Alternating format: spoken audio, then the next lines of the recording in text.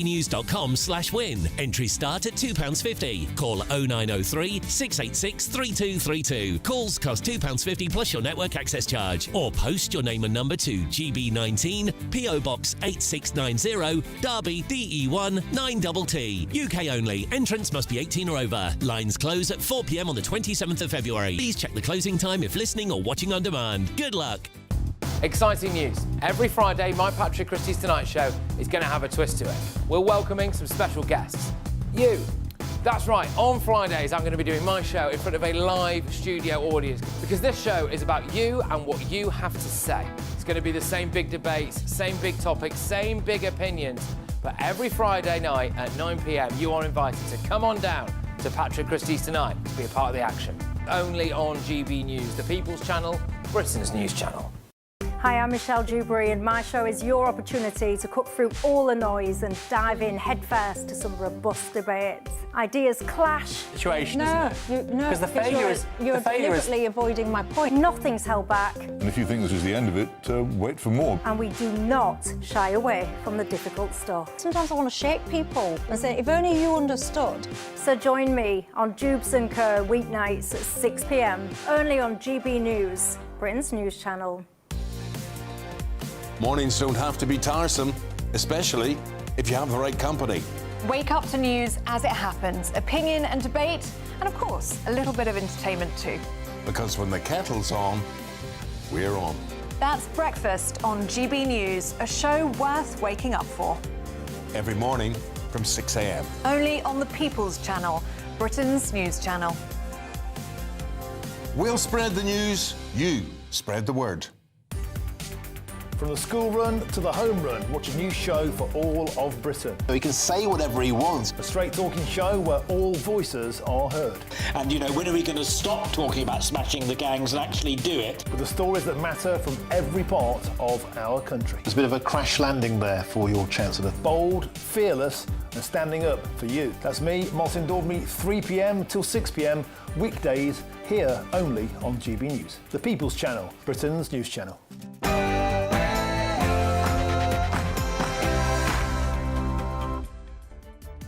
Hello, good evening. It's me, Jacob Rees-Mogg, on State of the Nation tonight. Distraction needs to end and the leadership in Downing Street has to change. Well, Labour's been absolute chaos tonight. Cabinet ministers promising loyalty, others stabbing the Prime Minister in the back, a meeting of the Parliamentary Labour Party, every possible excitement to talk about. Also tonight... David Lammy, is it time for the PM to go? She's waited 14 years to get here. No. As Cabinet ministers emerge to back the Prime Minister, the markets watch. As Britain's finances become more precarious, more than £300 billion in gilts is expected to be issued in this financial year. And as the prospect of a Labour leadership contest draws nearer, frontrunners' obsessions with higher taxes, state control, trade union power and net zero is Labour's inability to lead, sending us faster to financial ruin. And... what did his trip achieve for Jimmy Lai? Nothing. Effectively a death sentence. The British citizen Jimmy Lai has been sentenced to 20 years in prison by the Communist Chinese state for supporting democracy in Hong Kong, weeks after the Prime Minister went to China to kowtow to communist officials. The Foreign Secretary has condemned the sentencing. But why hasn't the state done more to protect one of its own citizens? Mr. Lai's son, Sebastian, will join me later to discuss his father's ordeal. And the great British tradition of councils wasting your money continues. Thousands spent on bollards, then more thousands spent to remove them. Council elections affecting millions, but taxes still hiked by £120 million. And in Somerset, they're shutting roads for toads. State of the Nation starts now.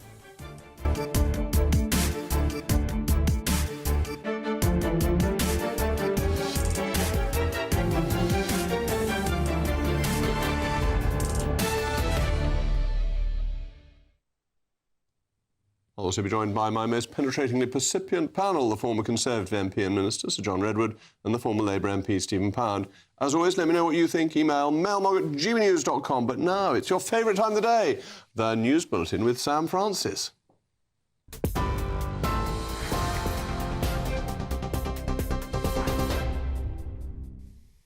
Jacob, thank you, and good evening to you just after 8 o'clock.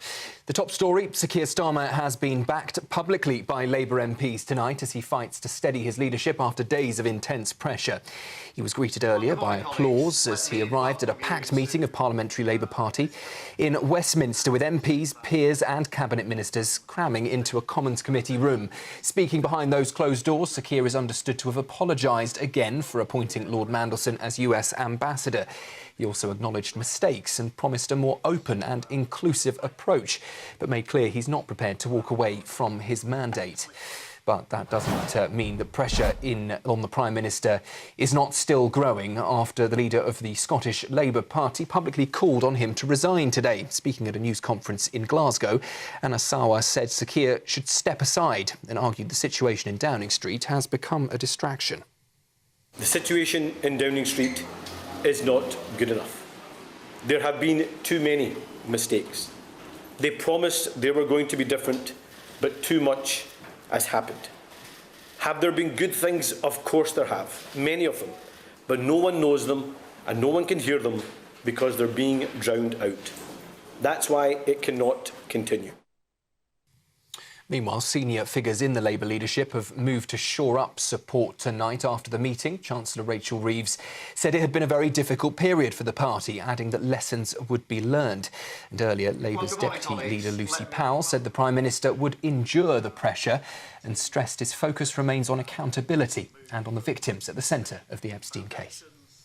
What people should understand about Keir is that he withstands pressure really well. In fact, he sort of thrives off pressure, and he wants people to understand that he is so sorry about what happened with Peter Mandelson, sorry to the victims. It was a mistake, and he's said that and he's apologised for it, but he also wants to show people that he gets it and he understands the changes that need to follow from that, and so that people see that we understand it.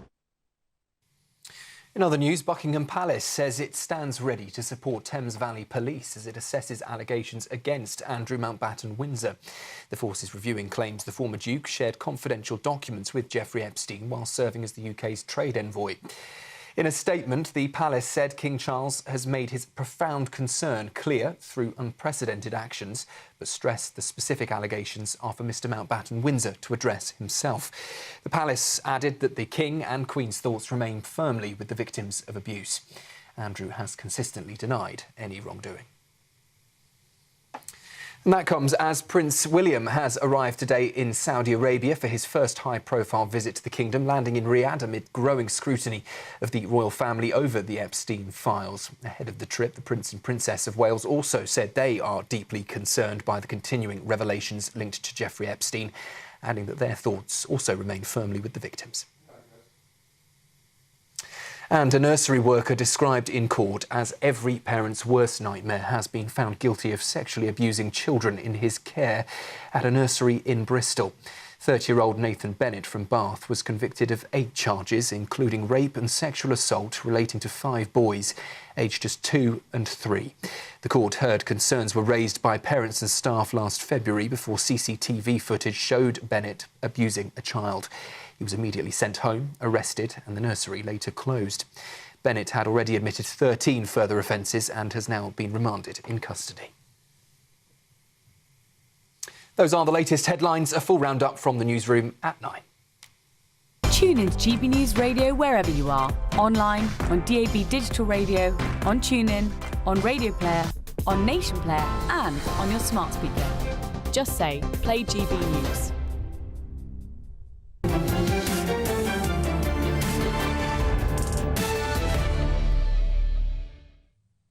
Well, welcome back to State of the Nation. What an extraordinary day today has been in British politics. The Mandelson scandal still continues. The shockwaves, the ripples carry on. More people leave Downing Street, more people resign.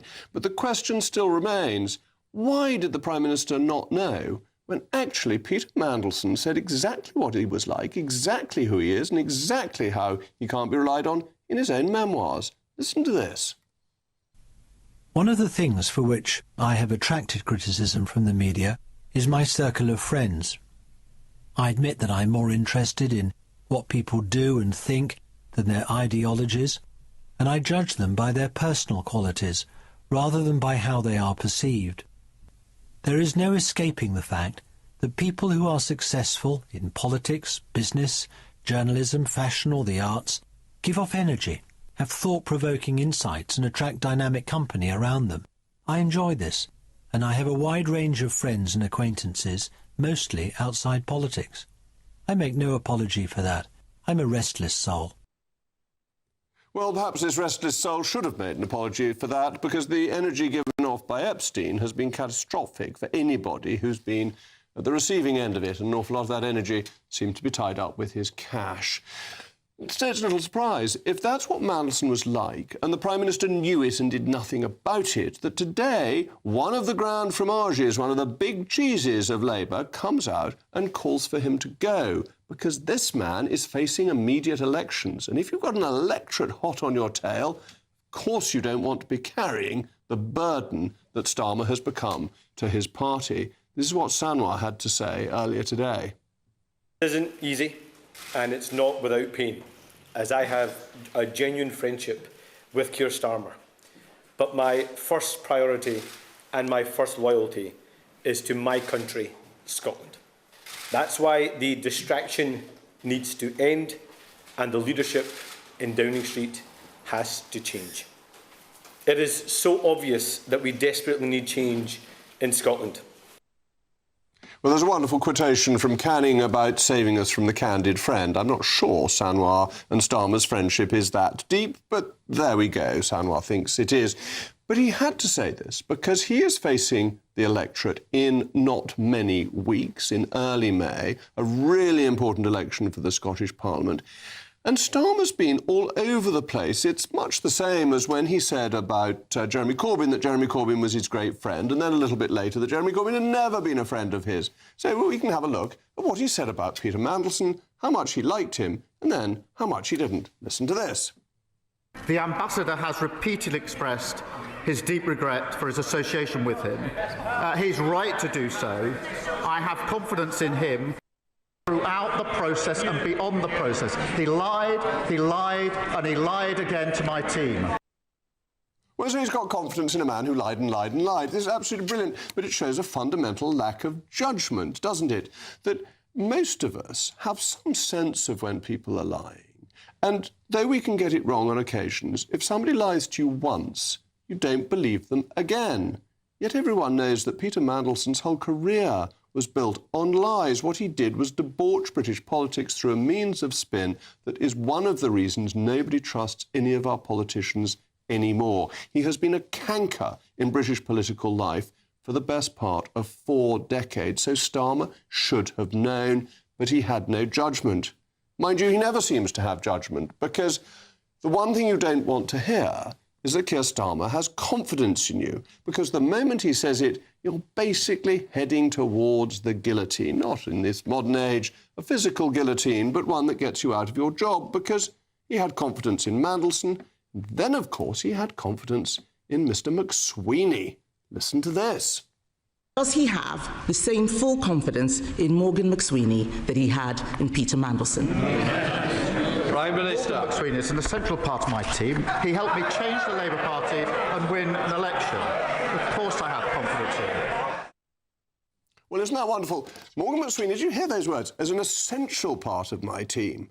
And what was it Pat McFadden said yesterday morning? That it would make no difference if McSweeney went. And so McSweeney goes. So an essential part of the team is gone, and somebody who makes no difference goes.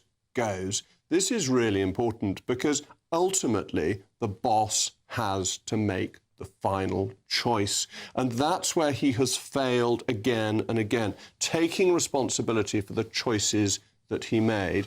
I've always been very struck by a book called Icon Basiliki, which was written in the voice of Charles I as Charles I was going to the scaffold. And Charles I said that he thought this was his punishment for letting his close advisor Thomas Wentworth go to the scaffold first. Leaders who drop their closest advisors never come out of it well. It always means that the end is near and that they will leave without credit or honour because of their failure to be loyal to those who are around them. But Starmer has no judgment. And there's one more point that it's worth making. Peter Mandelson's not the only person who's been involved in sleaze scandals, though Mandelson's is far worse, who Starmer decided to rehabilitate. I was listening to the Wireless this morning and I heard the dulcet tones of Jackie Smith, Baroness Smith of Morven, famous for the best quality water. And Baroness Smith, you will remember, resigned in 2009 as Home Secretary because she was found to have misdeclared her expenses by the Standards Commissioner of the House of Commons. Starmer, who came into office saying he was the most honest man you'd ever met, whiter than white, a former prosecutor, a son of a toolmaker, he was the angelic chorus in person, turned out to have promoted people who had sleaze as a background, and that's before I get into the convicted fraudster who he made Secretary of State for Transport, and the other errors of judgment that he has made, the suits, the dresses, all of it. You can't trust Keir Starmer. The Labour Party is coming to that conclusion. They may have supported him tonight, but tonight it sounds like Theresa May, the last gasp of a government in desperate trouble. As always, let me know what you think. mailmog@gbnews.com. But now I'm joined by the journalist and Daily Mail columnist, Quentin Letts. Quentin, thank you very much for joining me. What happens next? They've all thumped the desks. They've all said he's marvellous. But don't you remember this with Theresa May? They all go back to bed tonight feeling a bit knackered. Sorry, I can't really say that, but a bit pooped after a day of scintillating uncertainty. This was a Monday that really took one by surprise because we all thought that the McSweeney resignation or departure might lance the boil a bit. Not a bit of it. And the moment of peril today came around lunchtime when the Cabinet all went quiet. Nobody from the Cabinet was appearing, saying anything. What were they up to? And then we had another departure. The press secretary went. It really did feel as though Sir Keir was in proper peril at that point. And then Anas Sarwar, as you were just saying, tried to assassinate him and bungled it. And bungled it by telling the Prime Minister beforehand what he was going to do. If you're going to become an assassin, do not tell your victim beforehand what you're going to do. And the Prime Minister, therefore, was able to organise the Cabinet Ministers to release tweets or X-postings offering their support to him just to coincide with Sarwar's assassination attempt.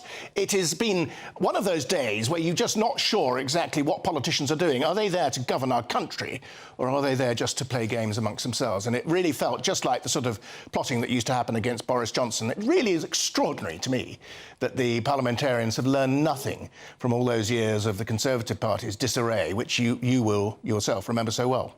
Well, I was intimately involved in and saw firsthand, and this reminds me of it, that you keep on thinking you can push it along for another day, and then something else happens, that there's always another event. And, what's his name? Jonathan Powell must be in people's sights now. He is, very much. Powell is going to be put under the microscope slides. But there are other more important events, arguably, coming along. First of all, there's a by-election coming. There are local council elections. And then there's going to be the release of further Mandelsonia, which is going to be a difficult reading, perhaps, for some members of the regime. So, although they've got through today, and getting through today, no mean achievement, so I'll give them that. But they've got to get through the rest of the week, and then they've got to get through the by-election, they've got to get through the local elections. And so, I mean, I would be surprised. I find this extraordinary to say this about a man with such a majority who's just so recently been given to us by the electorate, but I'd be surprised if he's still Prime Minister around the time of the Chelsea Flower Show. And that's probably in the interests of the people who want his job, because they don't want to get the blame for the coming election defeats. Angela Rayner has to deal with her HMRC affairs. Streeting has to deal with his close association with Peter Mandelson. They're all in a certain amount of difficulty at the moment, aren't they? And Andy Burnham doesn't even have a seat in Parliament. He might have another shot at it if he thinks there's a way to get the leadership. Angela Rayner, Jacob, Angela Rayner was there at that Parliamentary Labour Party meeting this evening. I went to it. It lasted for an hour. And Clive Lewis, a Labour MP passing by the corridor, he described it as the Battle of Little Big Horn, which, of course, was Custer's last stand. But Angela Rayner was at that meeting. She went in, although she's a backbencher, she went in the door reserved for the cabinet ministers, and she went in just after Keir Starmer. Now, that's one-upmanship. That is very good. And she looks as though it's all going to happen for her. I think probably she's counting a number of chickens before they've even been conceived. And also, as you say, the other candidates all have problems, so they all think they can get round them. Keir Starmer is the least sexy alternative. Maybe that's got something going for it, but the others all think that they've got a stab of it. And when you've got a cabinet like that, and you've got people like that on the benches, my goodness, it makes for bumpy passage. Makes for bumpy passage, but do you think the British people would accept, as Prime Minister, somebody unelected to the role, didn't lead the party at the general election, who's been found to have made a serious mistake with her tax affairs? No, I don't. I think it's a really terminal difficulty for her. And even if HMRC come out now and say, oh, we found it OK, we found that she hasn't actually broken the rules, I'm not sure that really is the get-out-of-jail card, because she's still... The voters might think, oh, that's a bit of a cook-up job. I mean, people are more sort of cynical than you and I would like them to be. And I just think it's difficult for her to get round that one. I'm afraid I think if HMRC came out and said that it was all fine and it was wrong of them to have criticised her in the first place, people would think that HMRC had been lent on. I find that impossible to believe that such a thing could happen, Jacob. Well, yes, you're not the cynical fellow that we thought you might have been from some of your columns. And then Streeting, partly he's too right-wing, but partly he was very close to Mandelson. It's very funny he's removed all the pictures from his Instagram account. Well, I always think that just draws attention to it. Why not just sort of leave them up on... I mean, it's clumsy taking stuff off the internet. If you've got terrible secrets, just sort of put them up on the internet and people won't read them until you take them down. But I think the greater problem for him is the fact that he's perceived to be right-wing. He's actually not. He's mad about Europe. And he's gone skittering over to the left a bit in order to try to attract support from the Labour membership. But it's considered that he is too much of a right-wing, and the Labour activists, I think, are well to the left of where our Wes is. Well, it'll be very interesting to see which one becomes the sketch writer's favourite. Quentin, thank you very much for joining me. In a moment, we've got this. David Lammy, is it time for the parent to go? She's waited 14 years to get here. No. As Cabinet Ministers emerge to back the Prime Minister, the markets watch as Britain's finances become more precarious. As the prospect of a Labour leadership contest draws nearer, is Labour's inability to lead sending us towards financial ruin?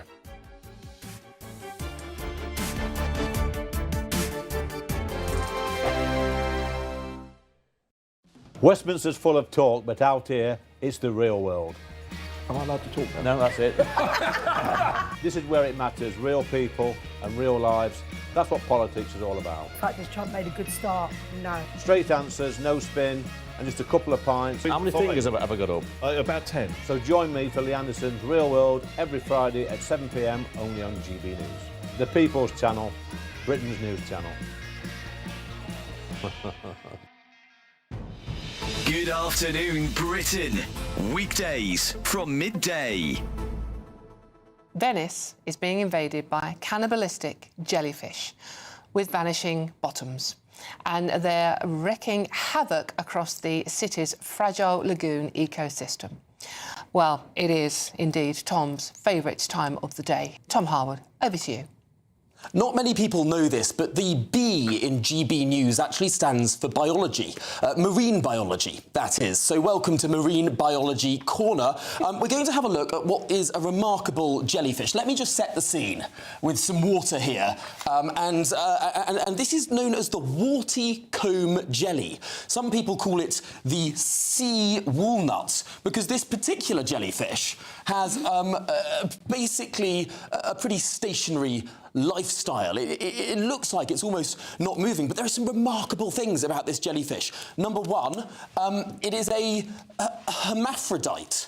So let's just sort of, yes, it's a hermaphrodite. It can reproduce by itself and choose whether to use large or small gametes in order to do so. I'll let your imaginations run wild on that. It's also functionally immortal. This jellyfish is one of those sorts of jellyfish that can actually revert back to an early life stage. It can sort of reverse its own puberty and then go through those life cycles again and again and again. Functionally immortal unless something eats it. But perhaps the most concerning thing about this particular jellyfish is it's got a transient anus.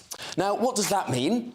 That means that when this jellyfish needs to excrete, an anus appears.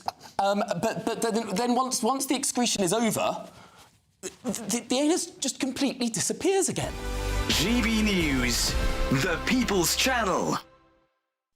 You want to know what's really going on in the corridors of power? Labour don't know what to do with you half the time, and that makes you quite lethal in the chamber. Get behind the headlines with Chopper's Political Podcast. Join me, Christopher Hope, as I sit down with the great and the good of British politics. We'll see where this ruling takes us. These are the stories shaping our nation. Chopper's Political Podcast, available now on all platforms. Listen in and stay ahead.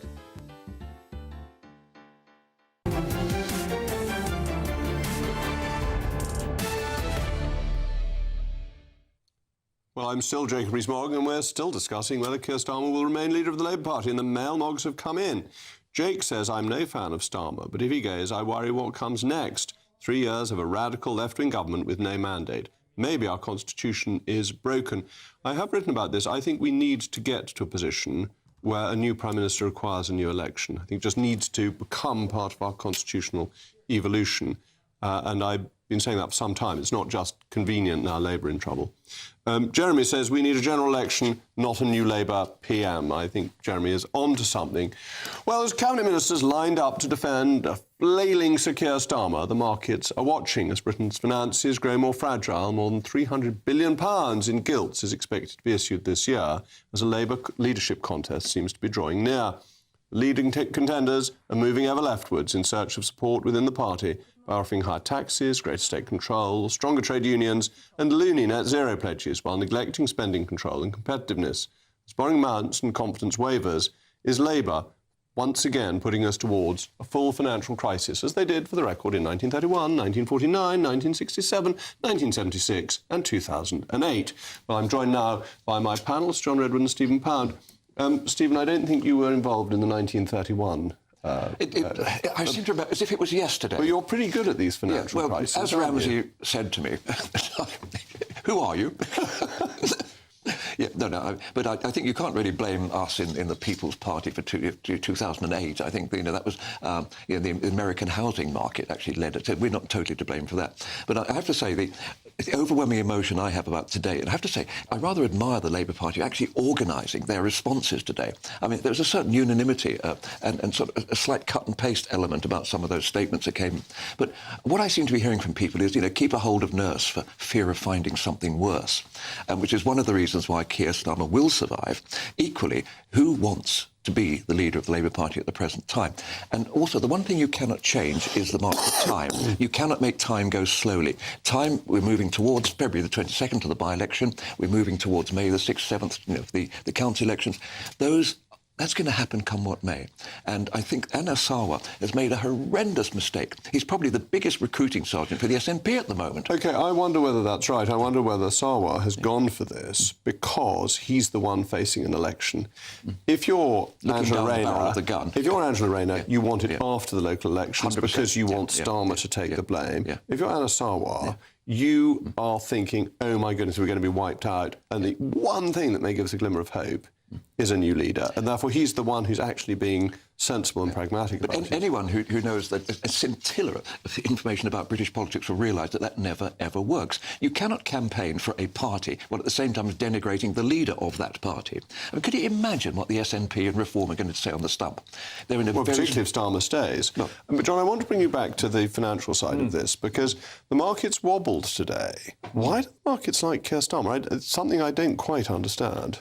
Well, everything's relative, isn't Stability. it? Because remember that over the whole of the last year, it has been costing the British government considerably more to borrow longer-term money to pay all their bills than the worst day under Liz Truss. And there was just one spike day under Liz Truss, which Rachel Reeves condemned forever. And we're always having to pay more than that one bad day under Reeves, because Reeves and Starmer decided to increase spending more than we could afford, decided to increase borrowing too much. But the markets, as you say, are now saying, if we swap Reeves and Starmer for an even more left-wing group, they will want to spend and borrow even more, and then the cost of borrowing could become very prohibitive. We're borrowing too much already, we're paying too much already, and you could flip it over the top. But the lesson, actually, of the financial crisis that I listed was that when Labour gets to a financial crisis, it suddenly cuts spending. 31, 49, 67 and 76. On every occasion, it had to respond by cutting spending because it had run out of money. And it seems to me that's what we're getting closer to, whether Starmer stays or is replaced. Yes, we are getting closer to it. And they need to be very careful, and they should take it very seriously.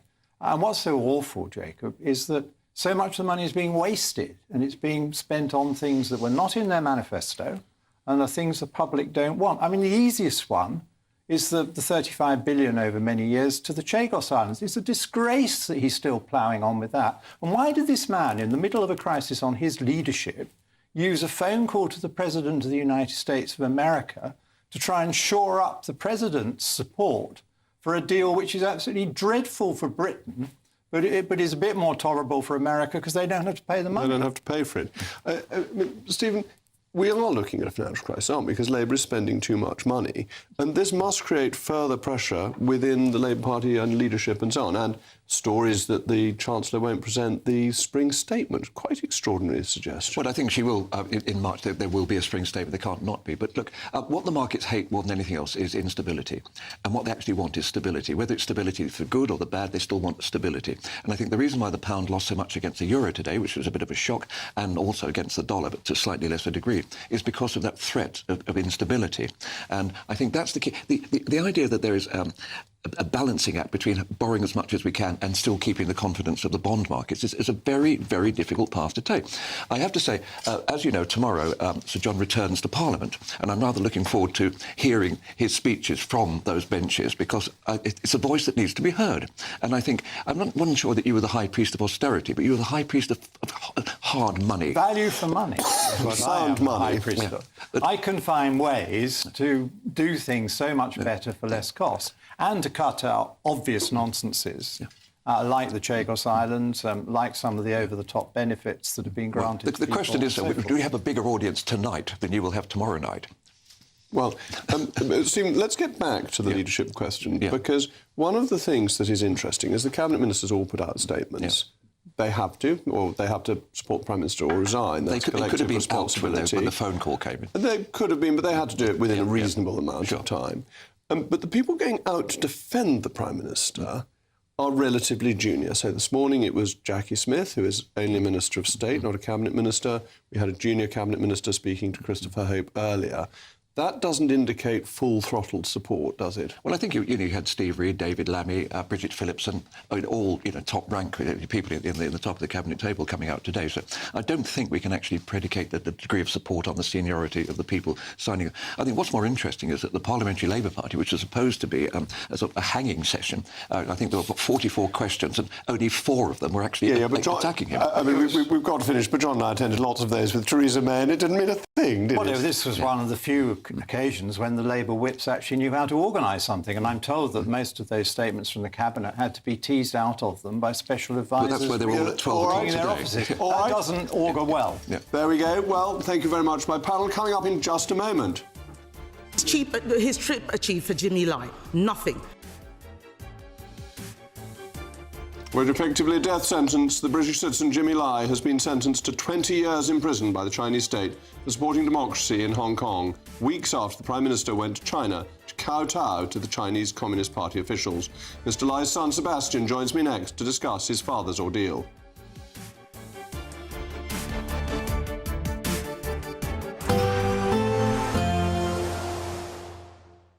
dinner under the stars tonight? That reminds me of our travel insurance. You mean all clear skies? All Clear Travel Insurance sponsors GB News travel destinations forecast. If you think it's been wet in the UK of late, then do spare a thought for Portugal and Spain. Here we've got further very heavy rain on the way on Tuesday, particularly for Portugal, where flooding is a real concern. It will also turn very windy once again for a time. The Central Med, though, seeing the driest conditions with a few brighter interludes for parts of Italy. The Balkans, though, Greece and Turkey will stay fairly unsettled and changeable with showers or longer spells of rain, perhaps even some thunderstorms for Santorini by the end of the week. Sunniest for Tenerife. All Clear Travel Insurance sponsors GB News travel destinations forecast. Hello and welcome to the latest update from the Met Office for GB News. It remains grey and gloomy for many of us during the next 24 hours. Prolonged rain for some, showery rain for others.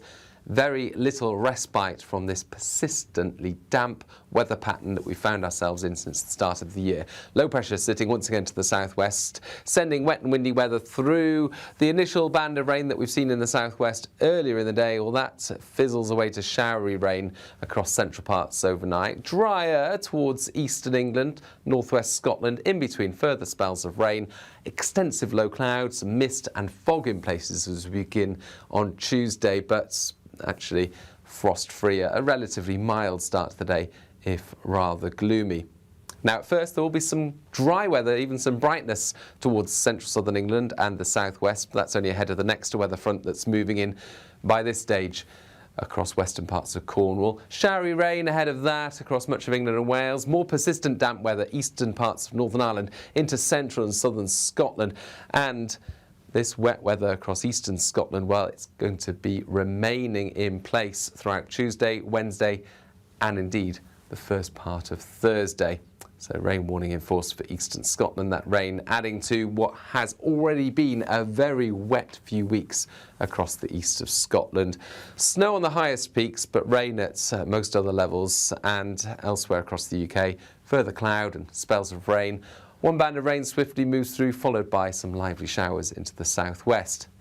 Wednesday's a right dog's dinner, a lot of cloud cover across the UK. Spells of rain in many places, particularly northern areas, and the snow on the highest peaks begins to lower, so above 300 or 400 metres we'll see snow across eastern Scotland. And that's the mark of things to come, with the weather turning colder on Thursday and Friday. Decisions made in Washington aren't just shaping America, they're shaping Britain too. From migration to global security, from crime to health. Whatever happens in the White House today will be felt in your town or city tomorrow. That's why The Late Show is live from Washington, DC. Cutting through the politics to show you what it all means for Britain. The Late Show live every night at midnight. Only on GB News, Britain's news channel. Hi, I'm Michelle Dewberry, and my show is your opportunity to cut through all the noise and dive in headfirst to some robust debates. Ideas clash. Situation, no, isn't it? No, because the failure is you're deliberately avoiding my point. Nothing's held back. And if you think this is the end of it, wait for more. And we do not shy away from the difficult stuff. Sometimes I want to shake people and say, if only you understood. So join me on Dubes & Co. weeknights at 6 p.m. only on GB News, Britain's news channel.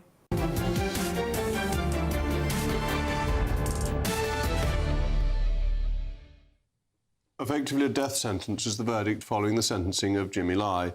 The journalist, Mr. Lai, who is a British citizen, was arrested and detained by the Chinese state in 2020 after using his publication, Apple Daily, to fight for democracy in Hong Kong. Mr. Lai was charged with 2 counts of conspiracy to collude with foreign forces and 1 count of publishing seditious materials in December last year.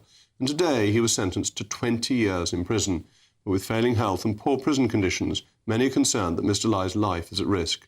Foreign Secretary Yvette Cooper said in a statement, "For the 78-year-old, this is tantamount to a life sentence. I remain deeply concerned for Mr. Lai's health, and I again call on the Hong Kong authorities to end his appalling ordeal and release him on humanitarian grounds so that he may be reunited with his family." As last month, the Prime Minister went to Peking to cozy up to Chinese communists, why hasn't the British state done more to protect one of its citizens? Well, joining me now is the son of Jimmy Lai, Sebastian Lai. Sebastian, thank you for coming in again. Your father was a democracy campaigner which he was supposed to be able to do under the joint declaration between the Chinese and the British. Yes, exactly, and they have ripped that up. We were guaranteed one country, two system until 2047. It's obviously not 2047. And they've essentially imprisoned my father, imprisoned his colleagues for campaigning for democracy. And what is the British government doing? Because he is a British citizen. He's never had any other citizenship. Yeah. His life has been in Hong Kong, which for the bulk of his life was a British colony. What's the British government been doing to help him? And he's incredibly proud to be British. Look, the government said that, the Prime Minister publicly said that, closer relationship with China means that you could bring these cases up. Well, my father's case is the ultimate test because, we've given an embassy away, we've given a very important trip away. What has China done to abate our national security concerns? If they can't even put a 78-year-old man on a plane whose health is so bad, hasn't done anything wrong, and send him back to the UK, that's all you need to know about how China views us and about this relationship. But China essentially doesn't care about the relationship with the UK. It's very much a one-way relationship. They've given some minor thing on whiskey, but actually they expect the British government to go along with what they want. Well, I don't think we are in as bad of a state as sometimes we seem to think ourselves to be in. Hong Kong functions as a financial centre. It's incredibly important for a financial centre to have a functioning rule of law. Rule of law which we instituted, which took decades upon decades upon decades to build to the reputation that Hong Kong once had. And amazingly, within 5 years, they managed to destroy it. And this is fundamental because the whole point of the Joint Declaration and the one country, two systems was to maintain the systems in Hong Kong to give people confidence financially. Hong Kong had become very prosperous by 1997 and the Chinese wanted that to maintain. But the attack on your father fundamentally undermines the rule of law, doesn't it? Exactly. They've essentially weaponized the legal system to go after my father, another pro-democracy campaigner. Look, this charge of collusion with foreign forces, which my father got 20 years on, which is comical. He's 78. In 20 years, he'd be almost 100. And even if he served a tenth of that, I don't think he has that much time. Collusion necessitates some nefarious benefit. They have found after 5 years going through all this stuff that the nefarious benefit is democracy in Hong Kong. That's not nefarious. That's one vote. Shared, every single person has one vote. It's one vote and the knowledge that because of his work, because of his life, Hong Kong is a freer and better place. And it's actually the real reason your father was charged, prosecuted and now sentenced is because of Apple Daily, which was critical of the Hong Kong government. Yes, it's because of Apple Daily and their courage to keep reporting the truth. In the inaugural editorial of Apple Daily, they said that, are we not scared of the handover in 1997 when the UK was going to give Hong Kong back to China? It's like, of course we're scared, but we refuse to be intimidated by fear. My father's incredibly courageous, but he fears the same way as anybody fears. But for the last 20, 30 years, he refused to be intimidated by fear. And what happened? Why did the Hong Kong authorities change? Because for the first period post the handover, most of the freedoms in Hong Kong seemed to be retained, that it didn't seem to have a very dramatic change from the British administration to the Chinese. It's relatively recently, they got very nervous about the democracy demonstrations, and that's when they introduced the China state security law, and that's when your father got arrested. It's a belief, I think, that they believe that they could get away with it. They could essentially buy our freedom, buy us into not voicing out our beliefs. I mean, my father always had this great line, Hong Kong's so poor, all they have is money. He always knew that without freedom, these fundamental freedoms, none of it really mattered. And what has happened to the democracy movement in Hong Kong since these laws came in? Is it still effective? Are they still campaigning? Or has China been effective in stamping out democracy in Hong Kong? I haven't been back because I campaigned. You can't go back. You'd be arrested if you went back. I would most certainly, even doing something like this, for example, I would be arrested for.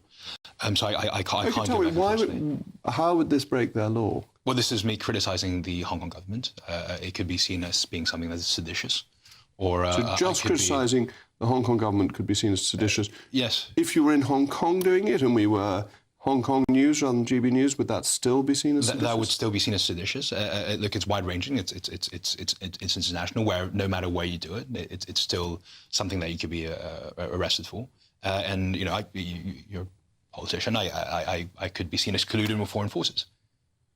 Even though it's my own, even though I'm British and this is my own country. And this is fundamentally in contradiction of the Joint Declaration because it undermines all the freedoms that Hong Kong has. Oh, it's absolute destruction of it. I mean, there's no longer a rule of law if you could arbitrarily sentence someone that you don't like to however long you want. And this is what has happened to your father. And to go back to the British government, Keir Starmer was there. Are you hopeful that he managed to raise it in an effective way?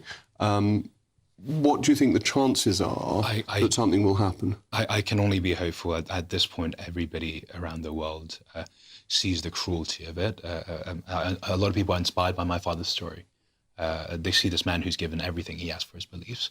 And so I can only hold up hope that China and Hong Kong will not only do the right thing, but do the rational thing and release my father. Well, Sebastian, thank you very much for joining me. I think all my viewers want your father to be released and wish him well. Thank you for having me, sir. Next, we've got the great British tradition of councils wasting your money, which continues. Thousands spent on bollards, then more spent to remove them. Cancelled council elections affecting millions, but taxes still hiked by £120 million. And in Somerset, glorious God's own county of Somerset, they shut roads for toads.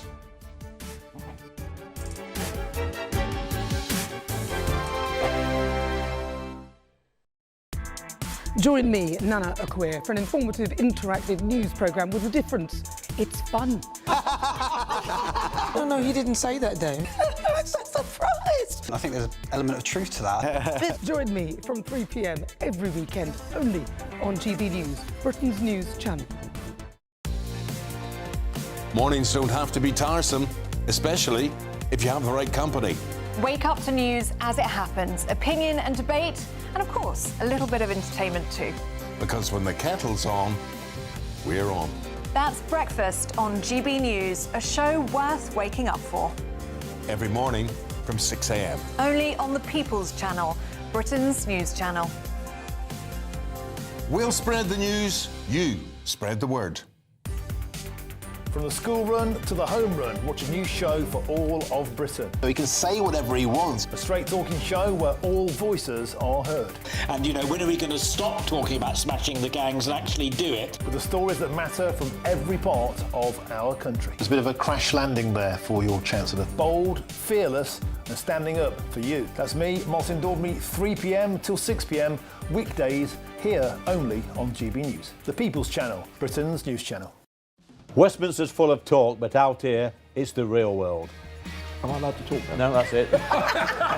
This is where it matters, real people and real lives. That's what politics is all about. In fact, has Trump made a good start? No. Straight answers, no spin, and just a couple of pints. How many fingers have I got up? About 10. So join me for Lee Anderson's Real World every Friday at 7 p.m, only on GB News. The People's Channel, Britain's news channel. You want to know what's really going on in the corridors of power? Labour don't know what to do with you half the time, and that makes you quite lethal in the chamber. Get behind the headlines with Chopper's political podcast. Join me, Christopher Hope, as I sit down with the great and the good of British politics. We'll see where this ruling takes us. These are the stories shaping our nation. Chopper's political podcast, available now on all platforms. Listen in and stay ahead. Britain deserves a newsroom that puts the facts and your voice first. Well, and that's what you get on GB News. Lively debates, lively conversation. And we're not afraid to hold power to account. And each other. So join me, Andrew Pierce. And me, Miriam Gates, for Britain's Newsroom, weekdays from 9:30 on GB News. At GB News, we love to hear from you, our loyal community. So drop us a line at gbnews.com/yoursay. There you can talk to each other and also to the presenters live on air. gbnews.com/yoursay, because GB News is your channel, Britain's news channel.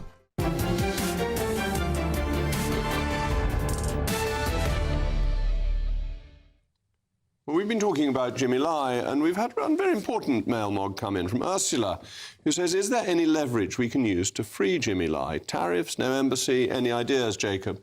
Well, I think we should have said no embassy whilst Jimmy Lai is in prison.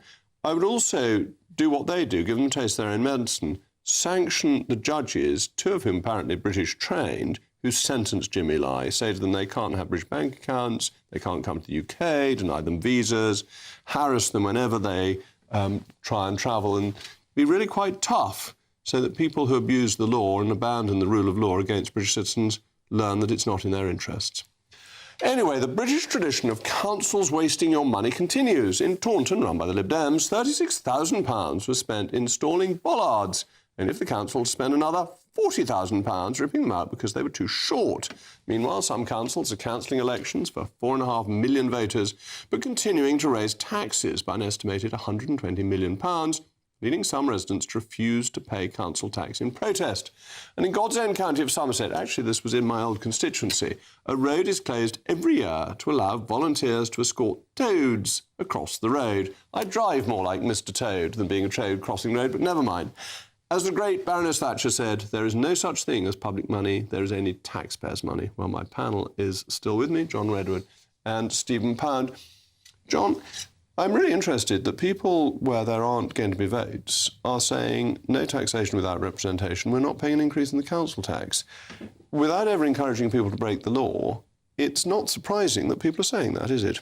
No, I agree, it's not surprising, but they mustn't break the law. What they must do is vote for candidates in local elections when they get them that know how to treat their money seriously. But this is what we started to talk about earlier. There are so many awful wastes of money. And the councils, for example, for years were buying up private sector properties, commercial properties, which they said they were going to make a profit on, when the private sector thought the market was far too expensive and delighted to sell them. They're now sitting on socking great losses, and they've got a problem for taxpayers instead of a victory for taxpayers.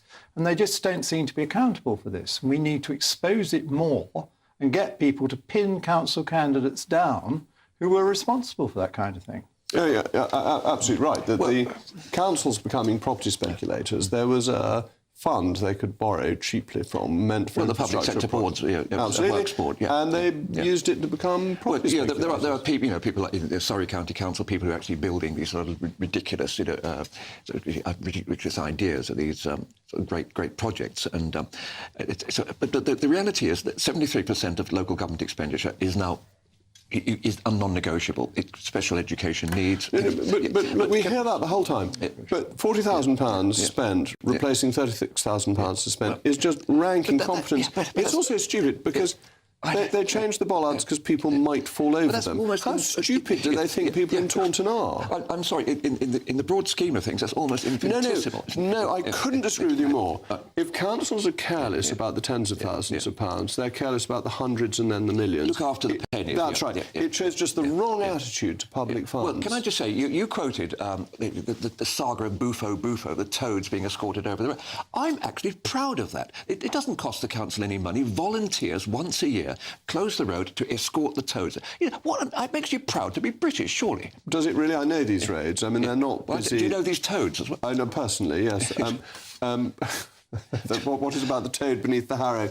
Indeed. But these roads are very narrow country lanes. There aren't people zooming along them. It just seems to me it's overzealous. It's not the job of councils. 1 day a year in the mating season. I don't know what the mating season is in Somerset, but doubtless you do. But I want to take up this point that just because quite a lot of the spending is on so-called statutory services, it doesn't mean it is well spent. And one of the rackets in these councils is taking people by taxi tens or hundreds of miles out of their area to get services that they can or should be supplying locally with all that extra transport. So they can, but with the hollowing out of local government finance is in a parlour state. But it's not hollowed out, it's people are overspending. 4 out of 5 and then Reform councils gets elected to these councils and they carry on overspending. I know, yeah, but don't you said we should elect people who are going to cut expenditure. Reform said they're going to set up a DOGE equivalent, Department of Government Expenditure or local government expenditure. I'm afraid they went native almost as soon as they got elected. Which lots of Conservative councillors do too. It seems to be a general problem. We need to train councillors better, and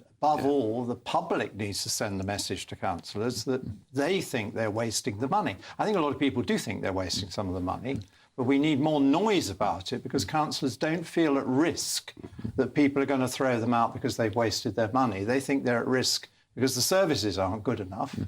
And then the officials always say, well, you just need to spend more on the services. No, you often don't need to spend more on them. You need to spend it intelligently and well. Well, interesting. I mean, my council in Ealing is actually solvent, and we've actually got a proper good balance with proper reserves because we do zero accounting every year.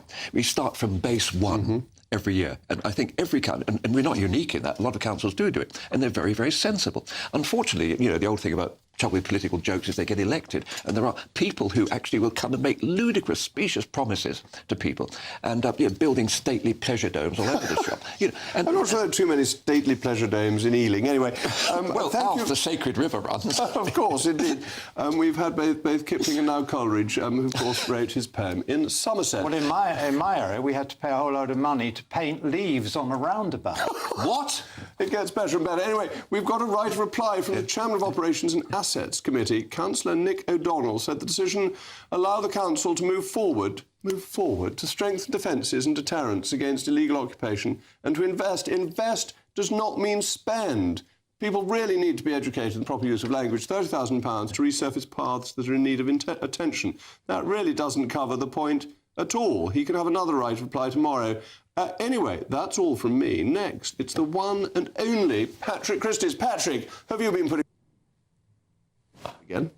Oh, sorry, I couldn't quite hear what you said. It's all I'll just tell you what's coming off my show.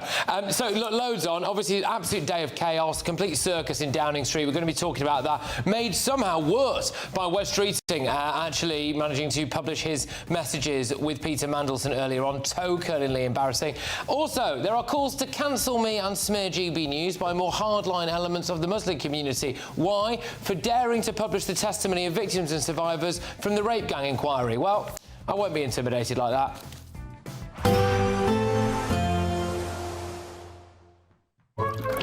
Warm and cosy, with a chance of zero visibility. Boxed Boiler sponsors the weather on GB News. Hello and welcome to the latest update from the Met Office for GB News. It remains grey and gloomy for many of us during the next 24 hours. Prolonged rain for some, showery rain for others. Very little respite from this persistently damp weather pattern that we found ourselves in since the start of the year. Low pressure sitting once again to the southwest, sending wet and windy weather through. The initial band of rain that we've seen in the southwest earlier in the day, well, that fizzles away to showery rain across central parts overnight. Drier towards eastern England, northwest Scotland, in between further spells of rain. Extensive low clouds, mist and fog in places as we begin on Tuesday, but actually frost-free. A relatively mild start to the day, if rather gloomy. Now, at first, there will be some dry weather, even some brightness towards central southern England and the southwest, but that's only ahead of the next weather front that's moving in by this stage across western parts of Cornwall. Showery rain ahead of that across much of England and Wales. More persistent damp weather eastern parts of Northern Ireland into central and southern Scotland. And this wet weather across eastern Scotland, well, it's going to be remaining in place throughout Tuesday, Wednesday, and indeed the first part of Thursday. So rain warning in force for eastern Scotland. That rain adding to what has already been a very wet few weeks across the east of Scotland. Snow on the highest peaks, but rain at most other levels and elsewhere across the UK. Further cloud and spells of rain. One band of rain swiftly moves through, followed by some lively showers into the southwest. Wednesday's a right dog's dinner, a lot of cloud cover across the UK. Spells of rain in many places, particularly northern areas, and the snow on the highest peaks begins to lower, so above 300 or 400 metres we'll see snow across eastern Scotland. And that's the mark of things to come, with the weather turning colder on Thursday and Friday. Warm and cosy, with a chance of zero visibility. Boxed Boiler sponsors the weather on GB News. We want you to boost your bank account with an incredible £30,000 in tax-free cash to spend however you like. There's also a terrific £10,000 to spend on a Riviera travel holiday